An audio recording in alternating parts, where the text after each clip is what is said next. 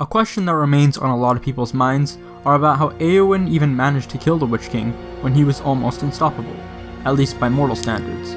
So today we're going to be looking at how the Witch King was killed.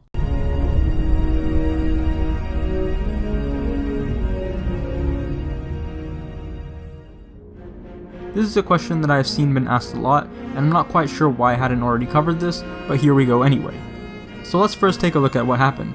The Witch King is confronted by Éowyn, who had of course disguised herself as one of the Rohirrim. This makes the Witch King say, "Hinder me, thou fool! No living man may hinder me!" And of course she then replies with, "But no living man am I. You look upon a woman. Éowyn am I." She revealed who she really is, and then she confronted him. But before killing him, she killed a fell beast that the Witch King rode, and still almost lost. Because the truth is that Éowyn didn't do this alone. She merely delivered the final blow. It was Merry who had stuck him behind with his sword, which technically is a dagger. Now you're probably wondering how that's even possible if the Witch King is completely invulnerable to any regular weapon, since Sauron had placed a spell upon him that would shatter those upon contact, and would poison the one who wielded it.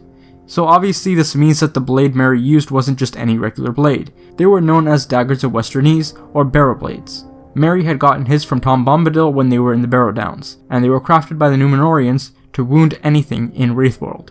Thus, Merry had removed the spell, and the Witch King became vulnerable to any regular attack. So how did Merry know this would work? Well, he didn't, as it says in this passage. Éowyn it was, and Adernhelm also.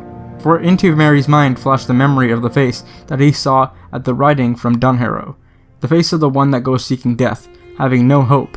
Pity filled his heart and great wonder, and suddenly the slow-kindled courage of his race awoke. He clenched his hand.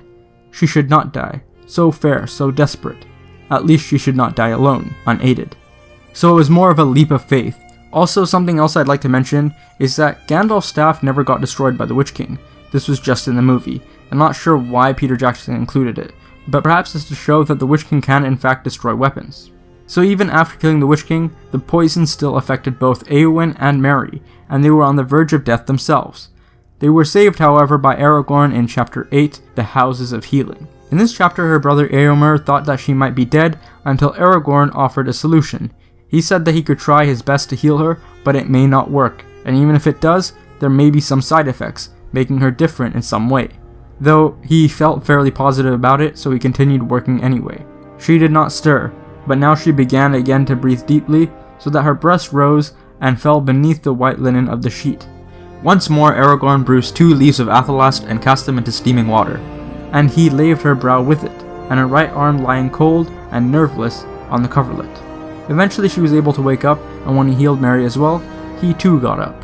Then Aragorn laid his hand on Merry's head, and passing his hand gently through the brown curls, he touched the eyelids and called him by name. And when the fragrance of Athelast stole the room, like the scent of orchids and heather in the sunshine full of bees, suddenly Merry awoke. Thanks for watching. If you enjoyed this video, please leave a like. Remember to subscribe and light the beacons on your way out, and until our next meeting, I bid you farewell.